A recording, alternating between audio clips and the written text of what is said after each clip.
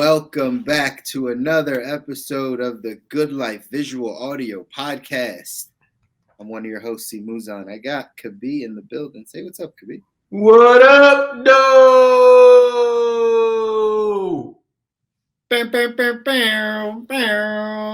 Ladies and gentlemen, I am on the road. I do not have the button, but my partner here has done a great job of mimicking the button. Not as good as the button, but very close. Very close. Very close. A little less close. Okay. A little less close. That's okay. That's what we got. And we're gonna get that to you today. I'm excited. I'm excited because did you know, sir? I know you're a hip hop head. A little bit of you in the older crowd. You don't really mess with the new generation. That's understandable. But before hip hop, there was techno. And we all know that techno was, of course, birthed in Detroit. Who knew? 3 high school friends came together in the garage, 1980s, came up with techno right there in Detroit. Big Detroit! And Detroit still hosts the largest outdoor electronic techno festival going on still today. Man, I'm trying to tell y'all, not just does Detroit have Motown legends, hip hop superstars, Big Sean, etc. Also has several rock gods, birthplace of techno. Man, we don't give Detroit enough respect. That's it. I don't think we do. And that was a fact I did not know. Techno birthed in Detroit. Look at that. Another win for the D. The city that we love to rep that we have never been to. But it's okay. And I know y'all paying attention to the Detroit Lions about to make it to the playoffs. Underrated, never respected, but still stay low, keep firing. I see you, Detroit. I see you. Yeah, see, we don't care about that side because the Eagles are 13-1. So let's go Eagles, 2-15, baby. Let's go Philly. Detroit, Philly showdown. It's coming up. It's going to come up. They're going to go head-to-head. When is this? Sometime in the future. I don't know exactly when. Sometime in the future. It will go head to head, and Detroit's gonna come out on top. Y'all missing your young gunslinger. Shout out Hurts. That's a leader, man. I have a lot of respect for Hurts. I think Philly, some way, somehow, has pulled together a respectable team. And I won't say anything bad about Philly. It is a hard city. It's a terrible place to live. However, those are not my opinions. They're just those clearly are your opinions. They're not. Those are clearly your opinions. No. These are just statements, vetted by several reputable scientists, and a couple peer-reviewed articles have come out about this. That living in Philly is bad for your health. Yeah, I don't know what articles you're reading, sir. I will not co-sign that. It is no worse to live in. It's cool. It's already been published. So if you want to upgrade your life, maybe head to Detroit. I don't think that's an upgrade. But we still love Detroit, just not more than Philly. 215 all day. Welcome, everyone. Thanks for that techno, though. That's a good one. Do you listen to techno? Absolutely not. Okay. Neither do I. No, it was before my time. I do respect techno. Techno is, huge. Yeah. Right? Techno is huge. I do respect techno, but I would have to do quite a bit of digging to go find some techno, and that's just not what I want to do with my time right now. I understand. Likewise.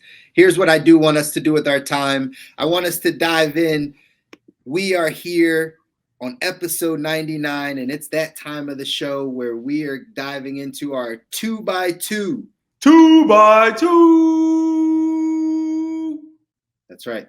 This is the time we're going to take a topic, and myself and Kabi, we're going to give you our 2 minutes take on this topic, our 2-minute take on this topic. Here's the topic today. Tyrell Terry retiring from basketball. Some of you may have seen this. Some of you may not have seen this. But Tyrell Terry, a basketball player for the Dallas Mavericks, has decided at the ripe age of 22, I think, 22, I think he is. He decided 22, that's right, yeah, 22. he decided to retire from the game of basketball. He's 22 and he's retiring. The reason he cited was anxiety. What's your take on this? Give me your 2 minutes, sir. Listen, I think this is a really important topic to pay attention to. Especially coming off the last 2.5 years that we've had here. I think this is an increasing problem. That is really kind of strangling a lot of people in silence. It's one that there is no set way to deal with it. Everybody, it affects them differently. It arises differently. But yet it can be just as crippling as any other health condition that may come up. And I think we got to take it seriously. It's something that starts from a very young age. And when I heard this, I really saw it from several different perspectives, right? From, parents putting pressure on their kids, whether it's athletically or even academically, right? Putting a lot of pressure on them to be a particular way, to look a particular way, to do a particular way, to perform in a particular way. And then, kids carrying that pressure on and putting it on themselves in college. When you talk to a lot of college kids, they're double, triple majoring because you just got to do more and more and more and more just to quote unquote stand out and perform in this world. And then they take that pressure into their career more and more and more. And then that pressure increases more into their family life as they start a family, right? So it's almost as if, it's kind of like inflation. This thing doesn't really decrease. It only gets worse over time. Or more so the devaluing of the dollar might be a better example. I don't want to go too deep into that, but y'all go ahead and do your research. But I think this is very important because nobody is going to come out of anywhere and help you with this situation. And if you ignore it, like I did for a long time, where it's like kind of like you're bullheaded, right? You run through it. That's just for weak folks. That's just weak until it catches up with you eventually, right? It catches up with you eventually. So I think it's more of a preventative thing, right? Make sure you give yourselves breaks. Make sure you give yourself tools, right? Make sure you surround yourself with people that are going to help you with that situation.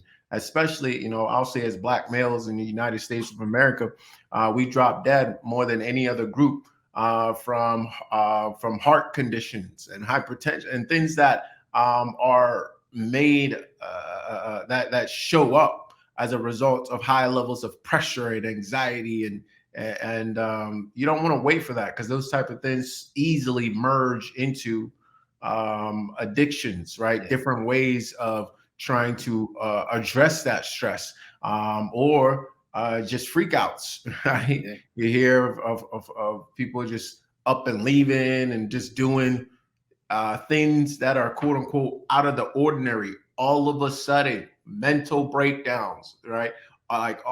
These things don't happen all of a sudden. So you got to take care of yourself. And from a health perspective, there's a few very simple, easy things. Dr. Andrew Wells, the 4-7-8 breathing method that I've talked about is a very simple way of addressing that on a day-to-day basis. And if you need some more help about that, feel free to reach out. And that's mine. That's good. That's good. I'll take another angle to it. You obviously taking the health side, and I know anxiety and things are things that we all deal with to some degree, and some people way worse than others. I remember this conversation popping out when Naomi Osaka decided that she was backing out of the tournament because of her anxiety as well, or depression or something along those lines. So real important conversation, have empathy for them. But where I take this conversation, in all honesty, is something you said could be about pressure. And I think there's a lot of pressure in these situations, especially for people becoming professional athletes. My question is always, did you even love it? Did you even enjoy it? If this is something that's bringing you high levels of anxiety, this isn't the beginning of it. there were probably high levels of anxiety around this when you were younger. And maybe, especially we see this in professional sports, some kids just get pushed into it because it's a way out for their family. This might not have been the case for him, right? He went to Stanford, so I don't know that this was necessarily the case from a financial standpoint, that like his family just needed him to be a professional because there was nothing else to do. But in general, he might not have loved the sport in the same way. He might not have loved the sport in the same way. So at any point over time, could he have stopped playing? Or were there societal pressures or family pressures that caused him to get to this place? He made it to the pinnacle. There's only a certain amount of people that make it to the NBA. He got drafted to the NBA. That is such a small percentage of people, meaning his talent was there, but was his heart really there? Did he really care about the game? Did he want to do this for a living? I think all of those things come into play. I know the anxiety part, right, is important to address, and there's some things we can do, but I try to get to the root cause of this one specifically to cause him to retire. He said a quote around something along the lines of, these were some of his darkest days in his life, came from doing something that obviously he was talented to do. Maybe he just didn't like it. We really have to start to identify the things that we are called to do and enjoy them, because again, pressure busts pipes or makes diamonds in the right environment. And maybe he was just not in the right environment, not doing the thing that he loved. So it bust his pipe. But either way. Hey man, I appreciate that take. I gotta give a little bit of context to that though. I really don't think it's a question of did you like it when we're talking about things of anxiety. He stated that he did. He said it's something I've loved for a long time, something I did growing up. And we also have to acknowledge that the context changes, right? You may be playing playing soccer on the streets with friends just to enjoy it. But once a whole nation is now looking for you to perform, and whether you do or not is there's huge consequences, such as your grandmother being taken from her own home and paraded down the street, or her cheered for the rest of her life. Those things can change those can change the situation pretty dramatically, right? You mentioned Naomi, right? Osaka, or I forget, I believe that's the name, right? I would guess that she loved it to get to the point that she did at some point, correct? Sure. But the condition changes, and I think that's the thing that we got to pay attention to. I really don't think it's a question of like, liking or not. And then my last point here would be, LeBron commented on this as well, on the level of pressure that's being put. And it's not just a pressure thing. It's the context. It's burnout. It's adults trying to live their dreams through kids. Did that kid love it? Yes, but not when certain conditions change, and now all of a sudden the world is trying to make all this. They suck the fun out of it, right? So LeBron commented, I believe what he said was, "Listen, man, I'm watching these AAU kids play these days, and they're gonna get burned out. Like, this is not the way you want to approach it. Like, the game becomes a business when you become a professional, but until then, there should be it should be driven by a certain level of fun and competition that the kids have. And once that's taken away, right, it changes the whole situation." I don't know the exact quote. You can look it up on that, but he's been very much against, the direction of what AAU has been going, where it's becoming a business sooner and sooner and sooner. And it's taking that fun out of it for the kids and making it more of a business, increasing the pressure, and taking something that they love and making it something that they do just to make a living. And, at that point, I think regardless of your love for the game or not, it can definitely change the situation dramatically. So you got to take care of yourself in the process. I agree. And I think, and that's a good reframe on that. I think we should probably wind up having a show or an episode on athletes or right, youth in athletics, because I think there's a lot there. There's a lot there. Is that just a sign of the times? How do we go backwards when, like, sport in our society has become, right, like, we look up to athletes. It's gotten more and more and more over time, and kids are becoming more and more and more athletic. and more, right? Like it's we're headed in that direction, possibly because that's just the way society is moving, possibly just because, right, it's people see money in it. Anything that you can see money in, sometimes it'll take the fun out of it. But like, it's the parents subjecting the kids to this. It's the parents that say, you're going to play basketball and only basketball. You're not going to play football or soccer or badminton or water polo or anything else, because we want you to get good, because we see LeBron's kid is crushing it and gets all the highlights and whatever the case is. So we're just keeping up with that side of things. So not that we got to place blame, but who would we blame on this? Like that it's becoming more of a business. How do you make it less? You tell your kids, hey, you love basketball, but go play soccer, right? Sure, that might be the solution. This is a good conversation. I think it is. I think it is. And I think a lot of it comes down to parents, because they are the closest to the kid. They have the most authority, etc. I remember watching, I think it was King Richard or the movie with the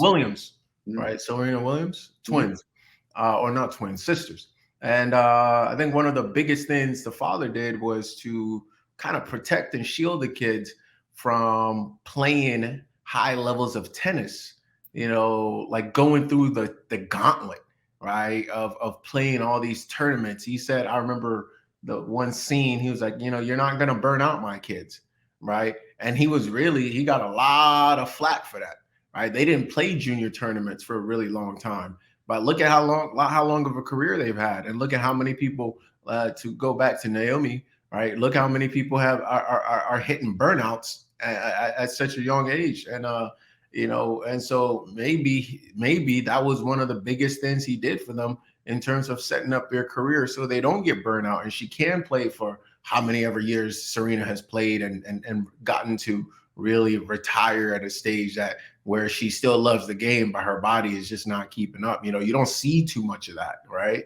Yeah. I think it's very, very important. And not just, in terms of, and I know we've taken this too long, but it's this is part of the show right here. I think it's important to elaborate on this. This is not just a sports thing. I think a lot of parents, my parents in particular, that I remember, and a lot of parents that I know, they go with academics, right? They take the fun out of learning. All right. I've been a teacher, and I've seen when a kid is having fun learning versus when a kid is learning as a means to an end. Right. And it's a very different process. When you lose the fun of learning, you start to learn out of, you get A's out of fear. Right. You do well out of fear. Right. I can't not do well. All right. So then you start to do things to get to that result that totally negate the process of learning in and of itself. Right. That's where you see kids under so much pressure, parents paying for kids to get into certain colleges, kids cheating their way all throughout school, not really learning anything. Right. This is not just a sports thing. This is kind of a societal thing, right, of how we do things. OK, so, we rush to, I want to be fit. And, you rush to be fit, and then you bypass the entire journey of getting fit. Right. And in that journey, you don't, your muscles get bigger, but your tendons don't strengthen, your ligaments don't strengthen, right? Your nervous system doesn't keep up, right? Your brain doesn't keep your mind-body connection isn't there, right? So you miss all of that, but you miss the entire journey. And I think the bigger piece of it here is the journey, right? The journey, the reason LeBron has been able to play for so long is falling in love with the journey, the process. The reason Tom Brady has been able to play so long is because he fall in love with the process of practicing, right? They say you always want to go play the game, right? But the reason people retire is because they burn out from practice. They no longer want to go to practice because it's such a grind, and they fall out of love with practice. The reason Tom Brady has been there so long is because of practice. This might be a little bit of a word for Philly fans here. That practice is important, Philadelphia. Practice. Talking about practice. Really? Are we? But I understand what you're saying. It's true. It's true, right? Like, and again, I think we have to be mindful of these things. It might not be just it's not just the athlete. It's it's all of us. It's how we continue to operate. When you take the fun out of something, when you take the joy out of something, when it becomes a means to an end, when you're just going through the routine, you're striving because again, this is what society said is the norm. I think these are areas that we have to pay attention to, and my question is always just how do we go back, right? Once it becomes a society thing, obviously it's each individual person. It's kind of taking that step back as a parent. Is there something you're supposed to be serious about to push your child to actually push your child into or in a direction and not take the fun out of? I didn't see the movie King Richard. I understand the premise of it, but I didn't see it. So I don't know how this actually plays out when it's like, I know you're very smart, so I'm going to push you in academically. And then when you tell me, hey, this is not fun, this is not like what I want, what does that parent do? You spoke on your parents, right? In the transparent moment, right? Like my mom let me quit everything. Love my mom, right? She let me quit everything. Like I was like, I don't want to swim anymore. She's like, okay. I don't want to do this anymore. Okay. I don't want to bowl anymore. I don't want to do karate anymore. I literally quit every single sport that I ever did in my entire life. Every single one. Never saw anything through all the way to the end, except for water polo. I played my senior year, but everything else in every aspect from a child growing up, I never had to. I was a great swimmer. I could have been an Olympian most likely. I was a great swimmer. I literally at the age of like 10, 12 was like, I don't want to swim anymore. I'm not going to the Olympics. I don't want to do this. No pushback. She's like, all right, stop. I could have been great at a lot of things. So where do you get that side, right? Like who pushes? I'm sure there's an extreme, right? We could push too far, but the other side of like, oh, well, just let them kind of do, is that really helping them achieve greatness? If that's the goal, right? Again, a lot of these different conversations can come from athletic side of things, can come from academics, can come from just parents caring about kind of what they want to see in their child, living vicariously through their child, so to speak. But how do we change it? And what are the effects of going the other direction if we're too far on this side? Oh, you want the answers. That becomes the question. You want the answers. You ain't got the answers, Sway. That's why. You ain't got You can't handle the truth. No, I don't know. It depends on the context, right? There's a difference between pushing, pulling, and supporting. And I think it just depends on the context. For some people, the pushing works very well and the pulling works very well and whatnot. But it really, truthfully depends on the context. Is that your dream or their dream? Are you pushing, pulling, or supporting? Which one does the kid actually respond to, right? And there's I think it's a fine harmony once again that we come to, and I don't think these situations we're talking, coming back to Tyrell Terry, I don't think parents were I have no idea, but I think his situation was a little different. It was just a recognition of like, listen, this is not good for me anymore. Sure. This is not working for me. Right. And there's those that don't make the decision that he made, and they utilize substances their entire career to get through the pressure of doing what they quote unquote love to do. All right. You got Chris Herring, who came to our school one time to speak to us. And he talked about, I never played an NBA game sober. What? I never played an NBA game sober. Bro, think about that for a second, right? What's going on with this man? Ever? And this dude's out here dropping buckets. Like, you know what I mean? So I think it all again depends. But when we see something like this, because we see lots of examples. We do actually see lots of examples of parents who have pushed kids, who have become successful and are happy about this, right? This is more of a balance to that, where we don't talk about the other side of it. Right. We see a Jerry Rice, who a few others, Peyton Manning or whatever, and they're up. Russell Wilson, I know because went to high school, one of our rival high schools. You know what I'm saying? And will be up, for throwing footballs for 3 hours before they go to school, and they loved it. Yeah. Right. Or they hated it, but they were down for it. You know what I mean? That's what they wanted to do. So I do think there's a lot we can learn. That's why I always talk about corporate athletes, right? Because we talk sports athletes, all right, their life is a microcosm. By 35, if you are lucky by 35, you're end of your career, right? If you are a legend, you're done by 40, right? So for our as corporate athletes, our career is about double. Right? It's about double. And we don't hit when athletes are retiring. We're now just approaching our best years as a corporate athlete.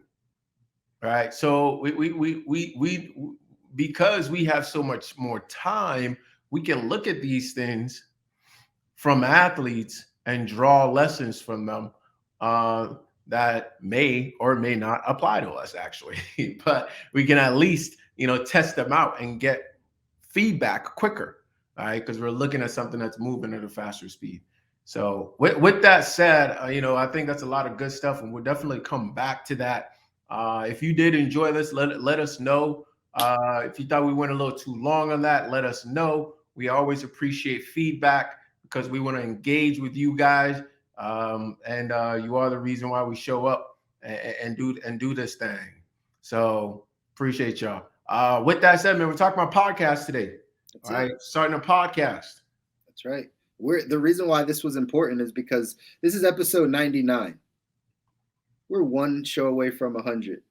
By the way, all you guys come back next week. Like episode 100 is going to be awesome. We got a surprise for you guys. We got some surprises coming. So that's going to be awesome. But episode 99 of a podcast. I don't think that people all understand the time, the energy, the commitment, sacrifices, the things that go into doing something consecutively for 99 weeks in a row. Right? It's almost 2 years in a row of showing up and putting out content and having thoughtful conversations around things that are important, having a topic that we can brainstorm on, doing the behind the scenes stuff, meeting with each other, right? Off camera, planning for what we're looking to do. I don't think people understand it fully. So we wanted to have this show specifically so that we could actually kind of give you some insight, right? And give you some insight for it. So we're gonna kind of dive in and could be kind of give me your thoughts on this, on the, starting this podcast. Like, how has it been for you being in this podcast space together, and kind of going down this journey? Yeah, it's been a lot of fun. It's been a lot of ups and downs. And I think probably the biggest thing that I've cultivated is kind of something we keep coming back to, which is just consistency, right? Guys, when you're doing something like this, you can go at it for a very, very long time before you even get one view. That's right. So it can, for those who see individuals having success on their screens, on their whatnot, they don't realize the amount of effort that was put in. So for me, it's in just like keep chopping wood, right? We keep chopping wood and we're showing up and getting better, right? Getting better at doing this thing. And I think that's the biggest thing for me throughout this process. It's been fun to tap into the creative side, develop a new skill of, this is a skill, right? People who have really good podcasts, it's a skill, right?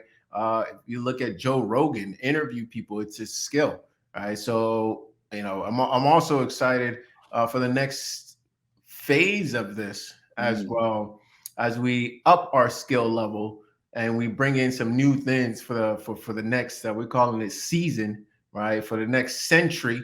We're centurions now, That's right? right. Not to be confused with centaurs, right? It's been really cool for me, man. It's been really cool. It's been a pleasure cultivating this with you and taking it to where we're taking it, and looking forward to continuing to grow and get better. Likewise, man. It's been a great journey. For everybody listening, thank you for joining us on the journey. Some of you just jumping on, some of you have been here for a little bit of time. For the rest of today's show, episode 99, we're going to give you 5 things that you should be thinking about here when you are thinking about starting a podcast, or when you're about to go on the journey yourself of starting the podcast. We're going to give you kind of 5 things so you can take some value away today.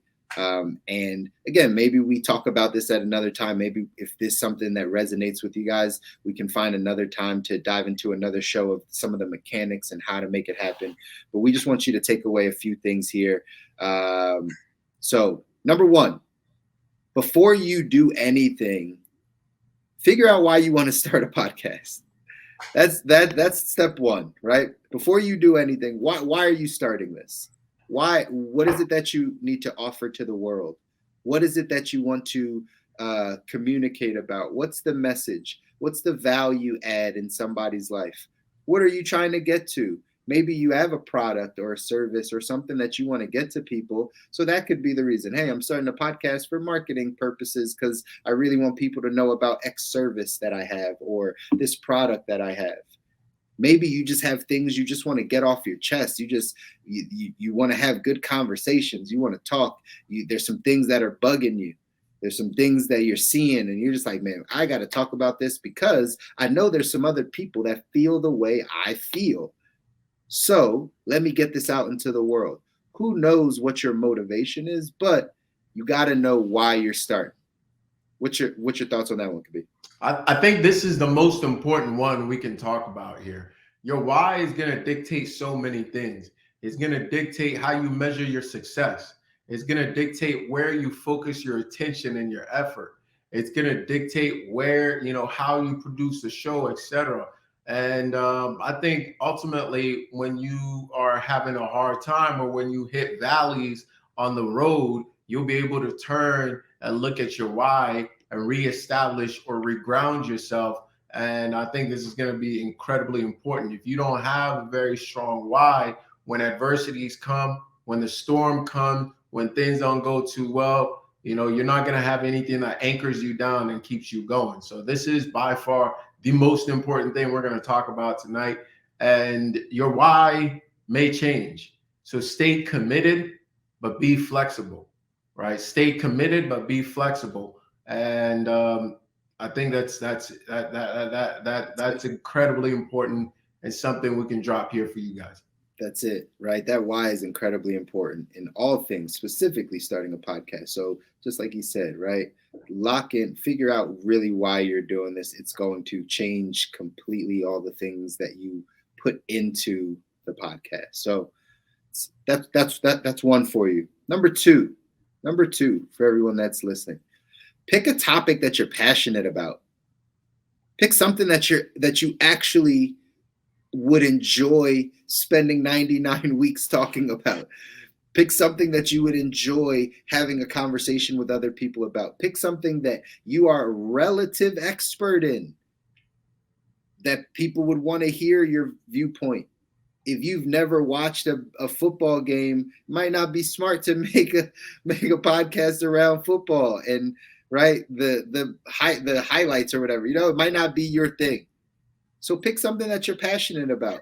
In business, right? You guys know we talk a lot about entrepreneurship. In business, it might not always be the best thing to follow your passion. That's a cliche that's out there. Maybe that's talk for another episode. I think we've probably touched on that in the other episodes. It might not always be about following your passion in business.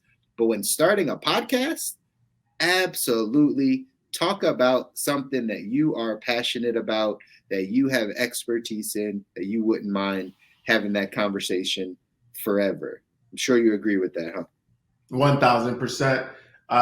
And to kind of set the framework for that a little bit, it doesn't mean that you say, hey, I am passionate about this, I'm going to start a podcast about this. You could have a list of 5 things that you're passionate about. Everybody's passionate about more than one thing, okay? And then you can cross-reference that list with other factors and pick from that list, right? What this means to me is that you don't pick something you hate. You don't pick something you don't have anything to say about. You don't pick something you don't have expertise in. You don't pick something that somebody will want to listen to you talk about and give value on, right? But you want to start from a place of like, I actually do enjoy this thing, right? And I do enjoy learning more about it and growing more about it. We talk about health and wealth. All right, we're both passionate about both of them, right? We have expertise, different levels of expertise on one or the other, and but it's both things that we are committed to growing in terms of our abilities, our knowledge base, etc. So it makes it very simple to say, okay, this is something we're going to continue to talk about. Like it makes it very clear, right? We also have businesses in both, right? So it makes it very clear. Are there things in my life that maybe I'm more passionate about than health? Maybe. I don't know. I'm discovering it right now, right on air as we talk, right here. Right? It might be. I've thought about starting a sports specific podcast, right? But that didn't make the list. That didn't make the final list. It wasn't the thing that made the most sense for me as a whole in totality, right? Although I do have somewhat a level of whatever in there. So that's it. I think to frame that a little bit. It doesn't have to be the most passionate thing, right? If you just love Star Wars, I don't know if we need another Star Wars podcast. I just don't know, but that's for you to decide. We might though. Listen, we might. I don't really like Star Wars, but there's people out there, they can't get enough of it. Just like people that watch ESPN all day. All the shows are the same. They talk about the same topics every week, right? Just they cycle them through different people's voices. There's somebody that wants to listen to 4 hours of Star Wars. It's quite possible. It's quite possible. Fair. That's fair. As long as it adds value. I would not be one of your consumers. As long as it adds value, right? So anyway, that's the second thing. Third thing, number 3, for you guys that are listening and paying attention, that's saying, hey, I think I want to start a podcast. Here's some things that we're giving to you. This was a big one. And I don't know how much you agree with this could be, but I agree with it. Don't get into podcasting just for the money. Don't get into, like, if you come into this industry specifically or the podcasting world, don't get into it just for the money. It takes time and value to create money or a way to have this be a stream of income for you. We talked off camera when we were kind of talking about this episode, and I was like, let's not get this confused though. There's a lot of money in podcasting.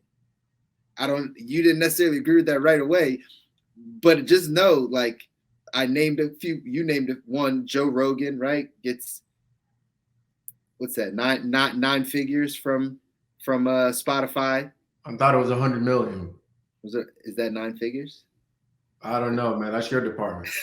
I'm not really good at numbers. I know people. Anyway, yeah, that seems about right. I think that's it. 7 figures is $1 million. 2 more figures on top of that is 9, right? So 9 figures, right? So it's $100 million. He got Gillian Wallow from $1 million worth of game also signed $100 million contract with Barstool, right? Barstool's got a few other podcasts, Call Her Daddy, and all these other ones that are making bank. 85 South Show. You could probably go listen to top 10, 15 podcasts, and they're bringing in real money. But the recommendation is don't get started just for the money. Don't get started just to come in here and think you're going to make money, because it often takes a lot longer than you think. What's your thoughts on that? I generally agree. I would modify that to say, don't get started for the money at all. Not just for the money. Don't get started for the money at all, because just like don't get into basketball for the money. Are there a lot of basketball players that make a lot of money? Yes. There are basketball players that make a lot of money, but chances are you're not going to be LeBron, right? And I'm not saying don't shoot for the stars. I'm saying, let's just put numbers out there. All right, get into it for a different reason. Going back to how we started the show here, get into it for the love of the game. Would you still be playing if you didn't make that much money? Would you still be producing this podcast just because you enjoy the process of doing it, or the process of learning, or the process of getting better at it, right? Because it doesn't make sense, right? It doesn't really make sense to get into it for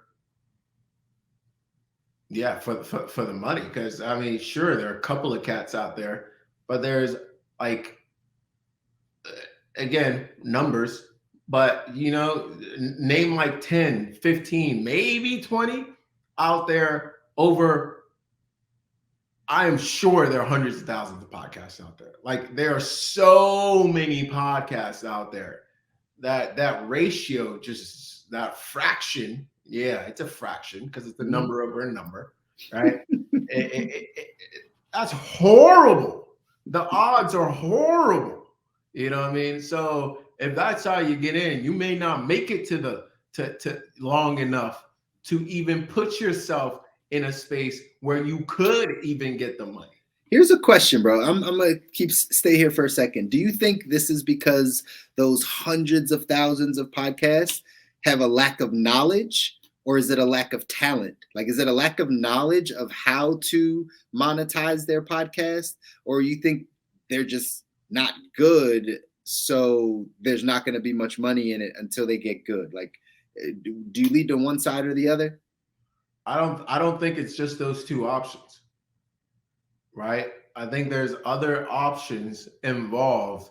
And if I knew the exact formula, we would be making more money, right? So, I'll say even when you account for knowledge, expertise, talent, consistency, you're still in a lottery.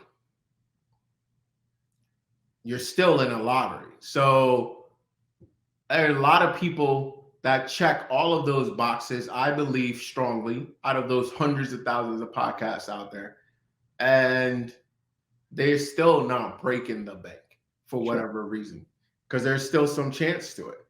Sure. Yeah, sure. So, we're not going to sit here. If you become an engineer, there's a high probability, this ratio, the number, the fraction, the percentage looks very good that you're going to make some decent money. Okay. It looks very good. You're even if you're a mediocre engineer, you're going to make some money. Okay. Even if you're a mediocre plumber, you're going to make some money. Shout out plumbers. I know I am pro plumbers. Chris is not. All right. Don't get the plumbers against me. I'm not anti-plumbers. Yes, no. If Chris Evers calls you to fix his toilet, don't go. Don't put it out there like that. Listen, I'm gonna have to learn how to fix a toilet. I'm not anti. So, because we just got to look at the pure. It just simply comes down to the numbers. Like, it just, it doesn't mean that you're not going to make it. It just means that to have that being the thing that pushes or pulls you is not grounded enough to even keep you around long enough and allow you to be as creative enough without the pressure, right, to even put yourself in the running to make some good money. I understand. Listen, I think again, it's a fraction of people that actually make money in it. So the point to that is, again, just don't get into it for the money. If the money comes, or you find that you have something good, you can go in and monetize it, and there will be ways to do that. But don't go into it with that in mind. So that was number 3. Number 4, hey, you got to be willing to invest in better equipment. You got to be willing to invest in your podcast, especially as it grows. You got to be willing to get better setup. You got to be willing to get some better lighting. You got to be willing to get a microphone. Yes, you don't need all that stuff to start. You could just start with a phone. You could just start wherever you start.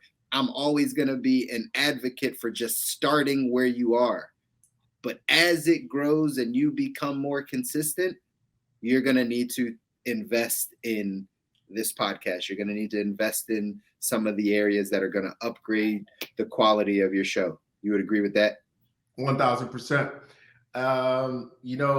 Start where you are. And as you grow, invest in yourself, invest in the business, all right? Invest in the craft and the hobby, whatever. I've seen people who love to drink beer. They certainly invest in drinking beer, right? They'll go all over town to the best breweries and tasting the beers and whatnots and goody dops and booty bops, right? But they won't spend $40 or $50 on a decent mic, right?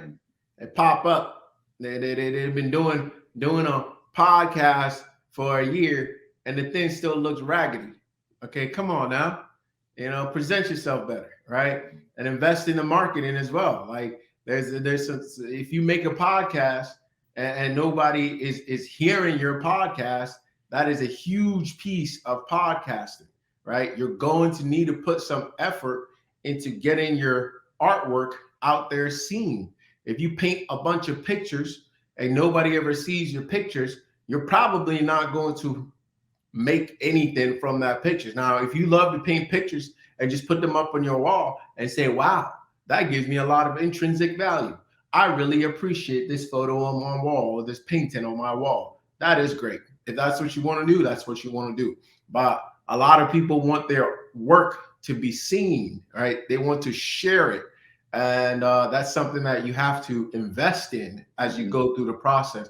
And that means putting out better art, buying paintbrushes, right? Maybe having an art show in your home, right? And when we're talking about art, obviously, as a vehicle for talking about the podcast. Hopefully, y'all understood that. But I think they're picking it up. But if you didn't, I just want to paint a picture for you. Good. And honestly, that picture, I like the way you did that. Paint a picture for you. Right? I see what you did. Shout out Jay-Z, man. It hits you so hard, you remember it later. the word play, it's a real thing. That actually you led us into number 5 to wrap up. Marketing is a big part of your podcast. Marketing is a huge part of your podcast, so figure out a strategy. You can't just go in and wing this thing.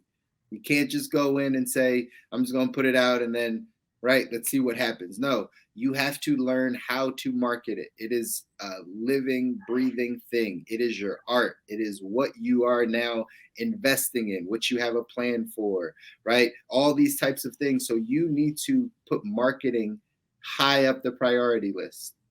It's something we still are working through on our podcast, on our show. We are still working through a marketing strategy. Some behind the scenes for y'all that don't know. We meet weekly to talk about marketing, to talk about how to get it to more people, to get more eyeballs, to get more listeners, to get more the information to more people. We have these conversations around it because it's such an important part to getting your art seen and heard. If you take pride in it, if it's something that you're going to spend time and energy doing, that you're going to invest in, that you're going to create from, then you need to get it seen. That becomes marketing. So marketing is of high importance when it comes to your podcast. Could not agree more. I kind of gave my 2 piece there before the marketing piece. Second, everything you just said. I want to throw in a little bit of a bonus that I see a lot of people maybe don't recognize, right? And so, final 5 plus 1. I think a lot of people, hear about the Joe Rogans or others where you're signing with somebody, right? You're signing with somebody to monetize the work that you're putting out there. That is not the only way. Okay. From day one, you could start and have your own thing that you push. Let me give an easy example. Let's say you put together your podcast is about, education, okay? All right. And you put out an e-manual about how to go through college debt free, right? Right up from day one, you could start plugging that e-manual on Amazon.com and you start pushing your own thing. Okay. So I think a lot of people don't think about that and they just think about, oh, let's get big and sign a contract with somebody. See, when you sign things with people, they dictate how you approach things. Okay. I believe big bro Joe Budden spoke on this with Spotify recently. Okay. That signing involves you giving up something to get something in return. Okay. I'm not saying it's a bad thing. It could be a fantastic thing. Okay. But don't forget that there's ways for you to generate your own income around the work that you put out there. And it doesn't necessarily have to end in signing with others. You could generate your own stuff. So it's something you can think about right away. And that comes with kind of the why, being passionate about it, having expertise in it, being treating it as a work of art, investing in it, improving it, and making sure that you're getting better and growing as we go along. That's right. And as we wrap it up, the last thing I'll say about it is something we talk about a lot here on The Good Life. Take ownership of it. It's yours. Make it what you want it to be. Back to that signing process, like you have to give up something. We believe in ownership. We believe in ownership. Make it yours. Own what you're doing. Own your product. Own the art that you're putting out to the world. You don't have to sign it over to somebody. You can make it what you want, and the right people, if you're adding value, will come. Your tribe will come. The people that are getting the most from you will come. It's okay to start small. Never despise the day of small beginnings, right? And always just remember that you can continue to get better if you do some of these things that we're talking about. Invest in it. Make sure your why is strong. Be passionate about it. Make sure your marketing is good, and just continue to put in the work that's needed to create a great product. And you'll be on your way in 2023 with a great podcast. That's fantastic. That's fantastic. It will take time, but keep stirring, and it's going to turn into that souffle. I don't know nothing about making no souffle. Maybe that's not the way it goes, but maybe it is. I don't know. Either way, family, community, brothers and sisters, whatever it is that you consider yourself, we appreciate you joining us for another episode here. Hopefully you got something out of that. If you are thinking about putting out a podcast, let us know. We'll be curious. We'd love to have you maybe even come on the show and talk to us about your podcast that you're starting up. Or maybe we can get on your podcast and talk about podcasting and other things in regards to health and wealth. We're always looking to collab, especially in this next, we're not always looking to collab. We're actually opening up that avenue. That's right. As an area of growth in 2023. So it's something that we definitely want to push out there. I don't know if you want to let people know how they can join a Facebook group or not. I do, actually, because it's important for us to get you guys to interact with us a little bit more. Join our Facebook group over here. Again, it's on the screen for those of you that are watching. bit.ly/TGL Connect. bit.ly/TGL Connect gets you over in our Facebook group. Again, get a little bit more access to Kabi and myself. We get a chance to interact with you as a community. And boy, do we have some good stuff coming up for season 4. Do we have some things that we're going to drop for you guys? So we want you to be as close and connected as possible. Next week is episode 100. Huge milestone for us. We got some surprises in store for you. Jump into the Facebook group. Get a chance to interact with us, because after episode 100, we're stepping into a whole new realm here on The Good Life. We want you to be connected to us. We want to continue to add value. Do that over on Facebook if you're not already there with us. I'm excited for episode 100, by the way. Yeah, it should be hype. It should be a really good episode. Make sure you join us Make sure you join us live on Instagram, because we will be wanting you guys to participate as well. Actually, we will figure that out on Instagram now that I think about it. But join us however you usually join us. And I'm excited to see folks. I would love some participation. So maybe we'll figure that out somewhere, somehow. We'll figure it out for sure. All right, guys. Until next time. Peace. Later, y'all.